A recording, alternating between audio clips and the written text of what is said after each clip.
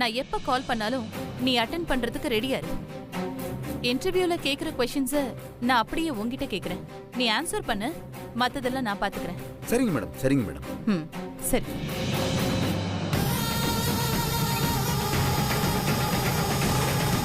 வா ஸ்ரீஜா.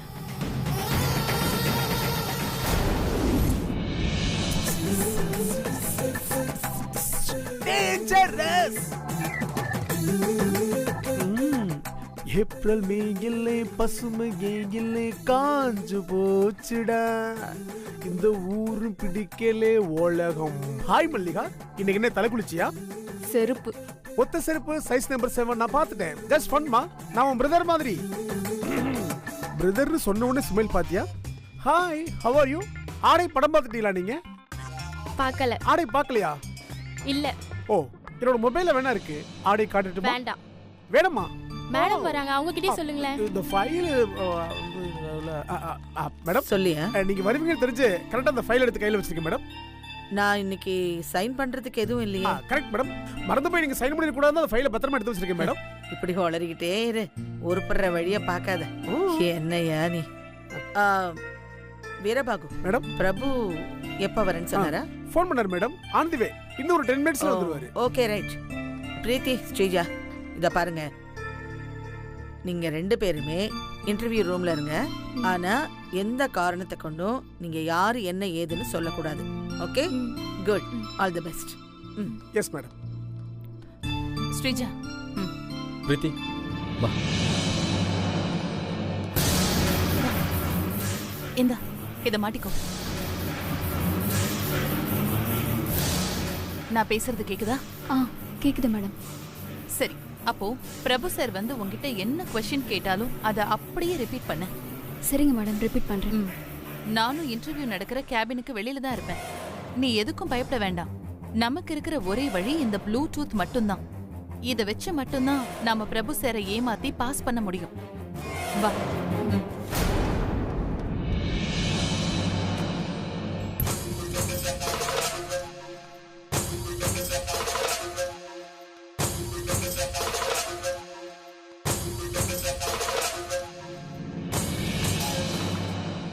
எதுக்கு விக்ரமே நீங்க கூட்டிட்டு வந்த? உன்னை பாஸ் பண்ண வைக்க என்கிட்ட ஒரு வழி இருக்கு, அதை சொல்லலாம். என்ன வழி? பிரபு சார் இன்டர்வியூ கொஞ்சம் வித்தியாசமாக தான் எடுப்பாரு. நம்ம எதிர்பார்க்காத மாதிரி தான் ஆளுங்களை செலக்ட் பண்ணுவார். அவங்களும் ரொம்ப பெஸ்ட்டாக தான் இருப்பாங்க. அதான் சொல்கிறேன் பிரீத்தி, அவர் கேட்குற கேள்வியெல்லாம் ரொம்ப டஃப்பாக இருக்கும். அப்படி அவர் கேட்டு உனக்கு பதில் தெரியாமல் போனால் நீ எனக்கு சைன் லாங்குவேஜ் மூலிமா கன்வே பண்ணு. நான் சரியான ஆன்சரை எப்படி சைன் லாங்குவேஜில் சொல்லணுமோ அப்படி சொல்கிறேன். Super pass. உங்களுக்கும் பிரீத்தி மேடத்துக்கு நடுவுல பொதுவான ஒரு சைடு லாங்குவேஜ் இருக்கிறது ரொம்ப வசதியா போச்சு பாஸ். ஆனா அதை விட ஈஸியான ஒரு வழி இருக்கு பாஸ். என்ன வழி? வசூல் ராஜா MBBS. என்ன வசூல் ராஜா MBBS? அதுல கமல் சார் எக்ஸாம் எழுதும்போது காதுல ப்ளூடூத் மாட்டிருப்பாரு பாத்தீங்களா? அதே மாதிரி பிரீத்தி மேடம் காதுல ப்ளூடூத் மாட்டி பிரபு சார் கேட்கிற கேள்விக்கெல்லாம் நீங்க வெளியே இருந்து ஆன்சர் பண்ணுங்க. இது நல்லா இருக்கே. கேவலமா இருக்கு. நல்ல பிளான் தான் மேடம். அது இல்ல பிரீத்தி, சைன் லாங்குவேஜ்ல நீ சொல்லி நான் அதை புரிஞ்சுக்க ரொம்ப டைம் எடுக்கும். ஆனா ப்ளூடூத் ரொம்ப வசதியா இருக்கும்ல. நல்ல ஐடியா தானே? நான் அத சொல்லல, நீங்க பண்றது கேவலமா இருக்கு. இது ஒன்னும் விளையாட்டு காரியம் இல்ல. இதுல நானும் ஸ்ரீஜாவும் மட்டும் இன்டர்வியூ அட்டெண்ட் பண்ணல. இன்னும் எங்களை மாதிரி பல பேர் வந்திருக்காங்க. அதுல எவ்வளோ பேர் எவ்வளோ கனவோட ஆசையோட வந்திருப்பாங்க. அதுல ஒருத்த என்னை விட டேலண்டடா இருந்து அவனுக்கு வேலை கிடைச்சா எனக்கு ரொம்ப சந்தோஷம்தான். கம்பெனி தான் முக்கியம். நானா ஸ்ரீஜாவாங்கிறது முக்கியம் கிடையாது. அதுக்கு இல்ல பிரீத்தி, அந்த ஸ்ரீஜா இன்டர்வியூல பாஸ் பண்றதுக்கு என்ன வேணாலும் பண்ணுவா. விக்ரம், அவ எதை வேணா திருடலாம், ஆனா கல்வியையும் அறிவையும் திருட முடியாது. எனக்கு என் திறமை மேல நம்பிக்கை இருக்கு. நான் இதுல பாஸ் ஆவேன். அந்த ஸ்ரீஜா மூஞ்சில கண்டிப்பா கரிய பூசுவேன். பிரீத்தி, பிரீத்தி, பிரீத்தி.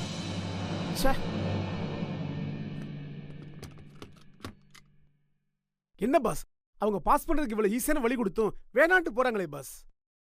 எனக்கு அவகிட்ட பிடிச்சதே இந்த கான்ஃபிடென்ஸும் அவ ஹானஸ்டியும் தான்.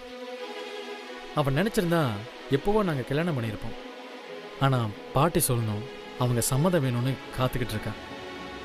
இப்போ கூட என் திறமை மேலே நம்பிக்கை இருக்குன்னு இருந்து போகிறான். கண்டிப்பாக அவள் தான் இதில் பாஸ் பண்ணுவான். எனக்கு நம்பிக்கை இருக்கு வீரபாகம். எனக்கும் நம்பிக்கை இருக்கு பாஸ். பாஸ், நான் ஒரு இதுல இறங்கிட்டேன்னா அந்த இது முடிகிற வரைக்கும் நான் ஒரு இதா இருப்பேன் பாஸ். அதான் அதில் கொஞ்சம் நேரம் உட்காந்துட்டேன். நீங்க உட்காருங்க பாஸ். Take your seat.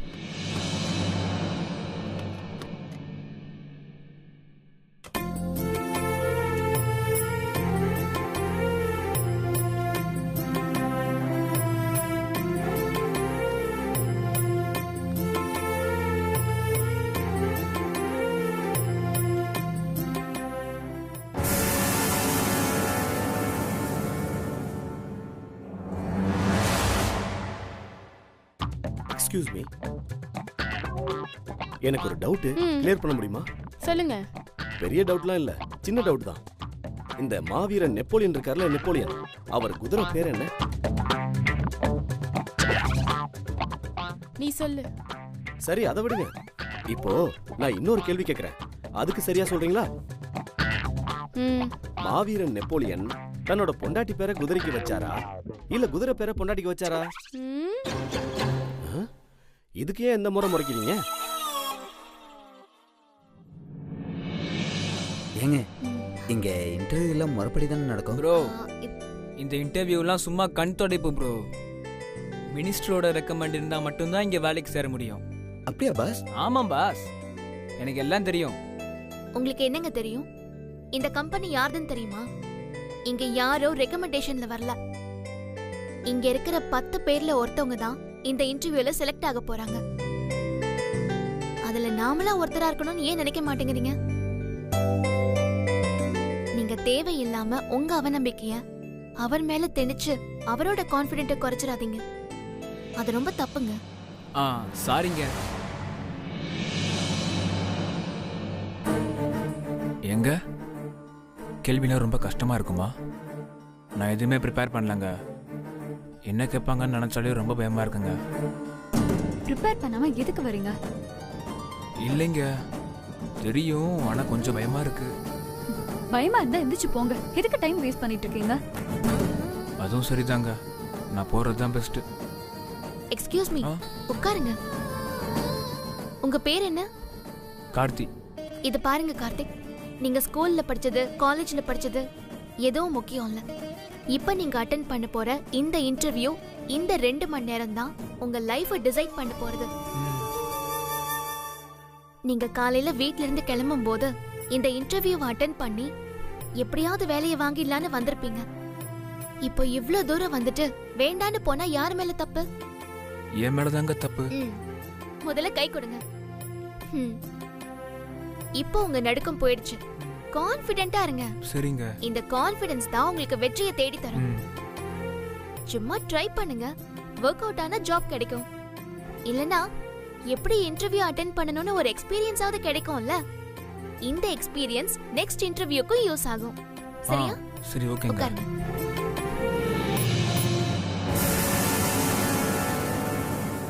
ரொம்ப தேங்க்ஸ்ங்க. நீங்க மட்டும் இதெல்லாம் சொல்லாம இருந்தா நான் கண்டிப்பா இங்க இருந்து கிளம்பி போயிருப்பேங்க. உங்க பேச்சு கேட்டதும் எனக்கு நம்பிக்கை வந்துருச்சுங்க. தேங்க்ஸ். Good morning. உட்காருங்க உட்காருங்க. Good morning everybody. ப்ளீஸ் உட்காருங்க. நீங்க எல்லாரும் இப்ப எந்த போஸ்டுக்காக இன்டர்வியூக்கு வந்திருக்கீங்கன்னு உங்களுக்கு நல்லா தெரியுமா? Good, very good. அதனால நல்லா யோசிச்சு நிதானமா கேள்விகளுக்கான பதில சொல்லுங்க. இந்த இன்டர்வியூ செஷன்ல உங்களுக்கு நான் டோட்டலா 2 ரவுண்ட் வைக்க போறேன். அந்த 2 ரவுண்ட்லயும் யார் பெஸ்டா பர்ஃபார்ம் பண்றாங்களோ அவங்கள தான் இந்த போஸ்டிங்க்கு நான் செலக்ட் பண்ண போறேன். ஃபர்ஸ்ட் ரவுண்ட்ல நான் உங்களை மொத்தம் 5 கொஸ்டின்ஸ் கேட்க போறேன். இதுல யாரு அதிக கொஸ்டின்ஸ்க்கு ஆன்சர் பண்றாங்களோ அவங்க தான் ஃபர்ஸ்ட் ரவுண்டோட பெஸ்ட் பர்ஃபார்மர்.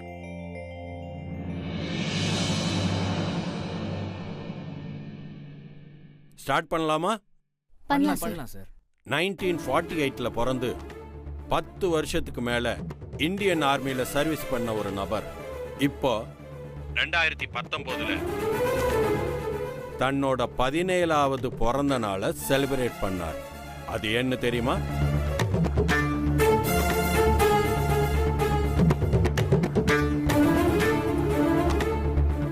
சொல்லுங்க மேடம். ஒரு நிமிஷம். சார், அவருடைய 16வது வயசுல அவர் கோமா ஸ்டேஜுக்கு போயிருப்பாரு. அப்ப படுத்த ஆளு இப்பதான் கண்ணை முழிச்சு நைட்டு தானே தூங்கணும், இன்னைக்கு தான் நமக்கு 17வது பிறந்த நாள்னு நினைச்சிருப்பாரு. அவ்வளவுதான். நெக்ஸ்ட்.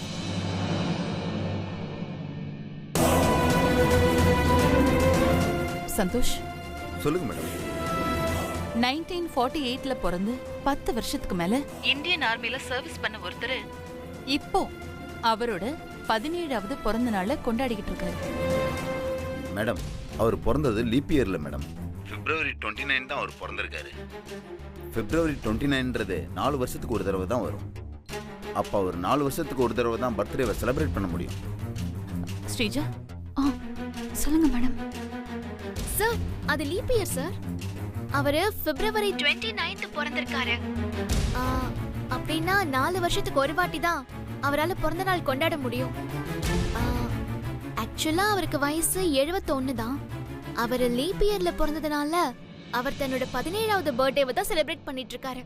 Good, correct answer.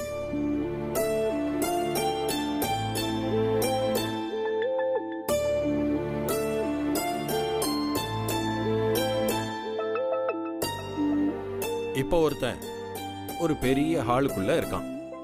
அவனுக்கு வெளியில போறதுக்கு வழியே இல்லை. அவனுக்கு எதிரில் 3 ரூம் இருக்கு. அதுல ஏதாவது ஒரு ரூம்குள்ள போனா தான் அவனை காப்பாத்திக்க முடியும். முதல் ரூம்ல நெருப்பு, 2வது ரூம்ல சைக்கோ கையில துப்பாக்கியோட சுட தயாரா காத்துக்கிட்டு இருக்கான். 3வது ரூம்ல ஒரு புலி ரொம்ப நாளா சாப்பிடாம கொடூர பசியோட காத்துக்கிட்டு இருக்கு. அப்போ இதுல எந்த ரூம்குள்ள போனா அவனை காப்பாத்திக்க முடியும்? இரு, நானும் அவர்கிட்ட பேசியிருக்கேன். ஒரு நிமிஷம் வெயிட் பண்ணு. சார், முதல் ரூம் தான் சார். நெருப்புல இருந்து ஈஸியா தப்பிச்சிடலாம். இல்ல சார், 2வது ரூம் தான். சைக்கோவோட கையில காலில் விழுந்தாவது தப்பிச்சிடலாம். நெருப்பு இருக்கிற ரூம்ல போனா கண்டிப்பா தப்பிக்க முடியாது. துப்பாக்கியோட இருக்கிற சைக்கோ கண்டிப்பா யார் போனாலும் சுற்றுவான். புலி வேற பசியில இருக்கு. புலி ரொம்ப நாளா சாப்பிடாம வேற இருக்கு.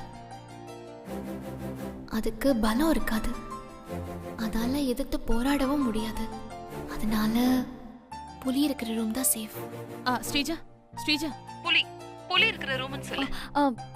புலி இருக்கிற ரூம் சார்.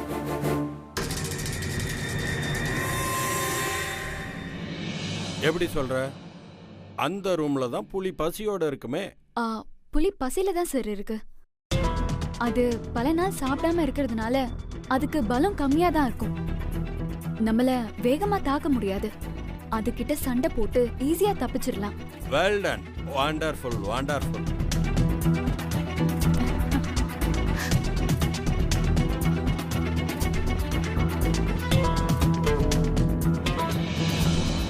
வீரபாபு, இவ எப்படி கரெக்டா ஆன்சர் சொல்றா? இவளுக்கு அந்த அளவுக்கு அறிவு இல்லையே. அவ குடும்பத்துக்கே மொத்தம் 5 அறிவு தானே பாஸ் இருக்கு. Something wrong Veerababu. உள்ள என்ன நடக்குதுன்னு தெரிஞ்சுக்கணுமே. பாஸ், ஒண்ணு கவலைப்பட வேணாம். நான் உள்ள போய் பார்த்துட்டு வந்துறேன் பாஸ். பாட்டி இருக்காங்க வீரபாபு. பார்த்துக்கலாம் பாஸ். டெய்லி நான் அவளை சமாளிச்சு தானே இருக்கேன். நீங்க டென்ஷன் இல்லாம இருங்க. நான் போய் பார்த்து வந்துறேன் பாஸ். இருங்க பாஸ், வரேன். இந்த ஸ்ரீஜா, இந்த வரேன். இப்போ நான் ஒரு சிட்டியில நடந்த சம்பவத்தை வச்சு அடுத்த கேள்வி கேட்க போறேன். அந்த சிட்டியில பயங்கரமா கொட்டுன்னு மழை பெஞ்சு கரண்ட் கட் ஆயிடுச்சு. மழை விட்டும் கரண்ட் வரல. ரோடு முழுக்க தனி சலன்னு போயிட்டு இருக்கு. எந்த தெருவுலையும் லைட் இல்லை. டிராஃபிக் சிக்னல் கூட கட் ஆயிடுச்சு. அன்னைக்கு அமாவாசைன்றதுனால நிலா வெளிச்சம் கூட இல்லை. அந்த வழியா ஒரு கருப்பு நிற காரு ரொம்ப வேகமா வந்துகிட்டு இருக்கு. அன்னைக்குன்னு பார்த்து அதோட ஹெட்லைட் கூட உடைஞ்சு போயிருக்கு. அப்போ ஒரு எருமை காருக்கு எதிர ரோட கிராஸ் பண்ணி வந்துகிட்டு இருக்கு. அந்த எருமை மேல கார் மோதிடுமான்னு பார்த்தா கார் மோதவே இல்லை. எருமை ரோட கிராஸ் பண்ணி போயிடுச்சு. எப்படி?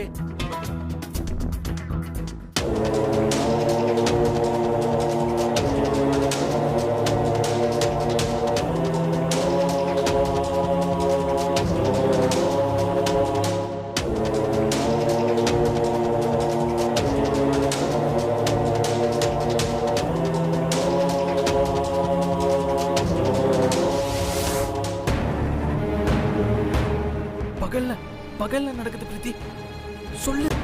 சிட்டியில மழையில காரு, லைட்டும் உடைஞ்சிருக்கு, அமாவாசைன்னு வேற சொன்னாரு. ஆனா எங்கேயும் லைட் யூஸ் பண்ணலன்னு வேற சொன்னாரே. அப்ப அது பகல்ல நடந்திருக்குமோ? அதனால்தான் எருமை வரும்போது அந்த காரை நிறுத்திருக்கணும். அது பகல்ல நடந்திருக்கும் மேடம். சரி ஸ்ரீஜா, இது பகல்ல நடந்திருக்கும். ஏன்னா இந்த क्वेश्चनல அவர் நைட்னு ஒரு தடவை கூட சொல்லவே இல்ல. பகல்னு சொல்லு. பகல் பகல். ரெண்டு பேர்ல நீ தான் முதல்ல சொன்னது. அது சரி, எப்படி பகல்னு சரியா கண்டுபிடிச்ச? நீங்க எல்லாமே சொன்னீங்க. ஆனா அந்த சம்பவம் ராத்திரியில நடந்துச்சுன்னு நீங்க சொல்லவே இல்லையே. அப்போ இது பகல்ல தான் நடந்திருக்கணும். அதான் கார் ஓட்டுறவரால ஈஸியா எருமை வந்துட்டு இருக்கிறத பாத்திருக்க முடியும். கரெக்ட்.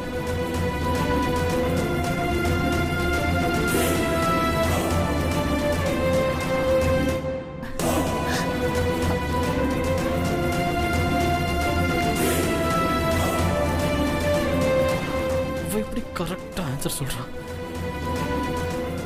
இப்போ நெக்ஸ்ட் क्वेश्चन. இப்போ இந்த தீப்பெட்டியில 12 தீக்குச்சி இருக்கு.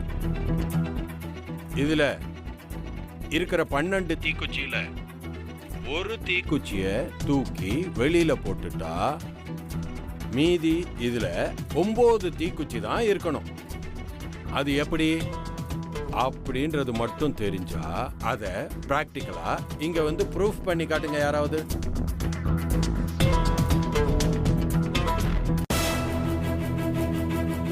மேடம் சரி, இதுக்கு என்ன பதில்? மேடம் கொஞ்சம் வெயிட் பண்ணுங்க மேடம்.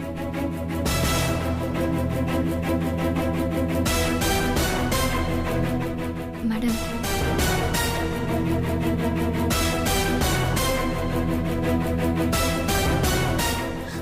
சீக்கிரம் சொல்லுங்க சந்தோஷ். மேடம் கொஞ்சம் இருங்க மேடம், நான் பார்த்துட்டு இருக்கேன் மேடம். வரும் சார், நான் ப்ரூவ் பண்றேன். வாமா.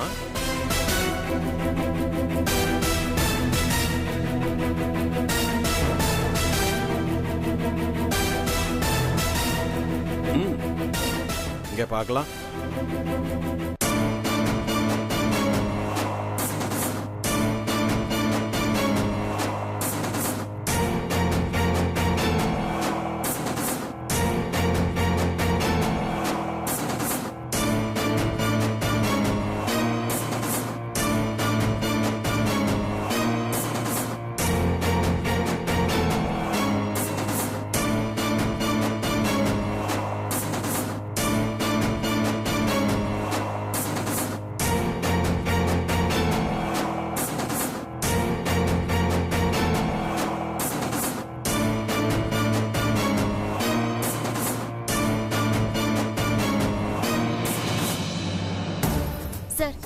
நீங்க சொன்ன 12 தீக்குச்சியில ஒரு குச்சியை எடுத்துட்டு 9 ஃபார்ம் பண்ணிருக்கேன்.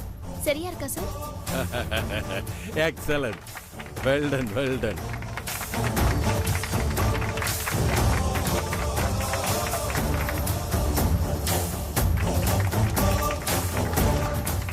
போமா, சீட்ல உட்கார். உன் பேர் என்னமா? பிரீத்தி சார். ஓ பிரீத்தியா. உன் பேர் என்னமா? ஸ்ரீஜா சார். ஸ்ரீஜா. ஆமா சார். ஸ்ரீஜா 2 क्वेश्चनக்கு சரியா ஆன்சர் பண்ணியாச்சு. பிரீத்தி 2 क्वेश्चनக்கு சரியா ஆன்சர் பண்ணியாச்சு. இப்போ நாம லாஸ்ட் क्वेश्चनக்கு போறோம்.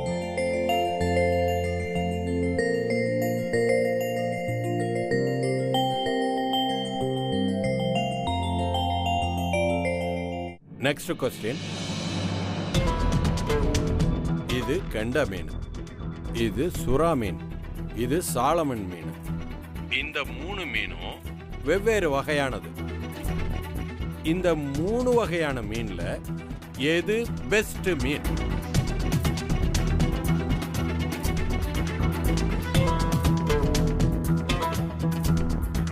Hello hello. அட பாவிகளா, நான் கொடுத்த ஐடியா வச்சு நீங்க டெவலப் பண்றீங்களா? சீக்கிரம் சொல்லுங்க மேடம். ஒரு நிமிஷம் இரு. சந்தோஷ், கெண்டை மீன், சுறா மீன், சால்மன் மீன், இதுல எது பெஸ்ட்?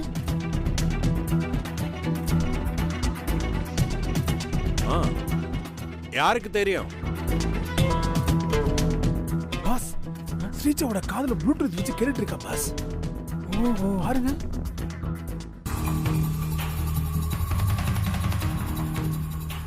ஓ, அப்படிதான் ஆன்சர் பண்றாளா? ஆமாம் பாஸ்.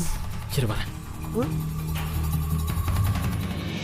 சார் கெண்டை மீன் தான் சார். அதோடைய வறுவல் தான் செம்ம டேஸ்டா இருக்கும். சாப்பிட்டவங்களுக்கு மட்டும்தான் சார் அதோடைய அருமை தெரியும். ஆமா சார், கெண்டை மீன் தான் பொரிச்சும் சாப்பிடலாம், குழம்பு வச்சும் சாப்பிடலாம், வறுத்தும் சாப்பிடலாம். ஆனா மத்த மீன் அப்படி பண்ண முடியாது. ஒண்ணு வறுத்து சாப்பிட முடியும், இல்லனா பொரிச்சு சாப்பிட முடியும், அவ்வளவுதான். இங்க பாருங்க, நான் சாப்பிடுறத பத்தி எல்லாம் இப்ப கேட்கல. எல்லாரும் கொஞ்சம் சீரியஸா பதில் சொல்லுங்க.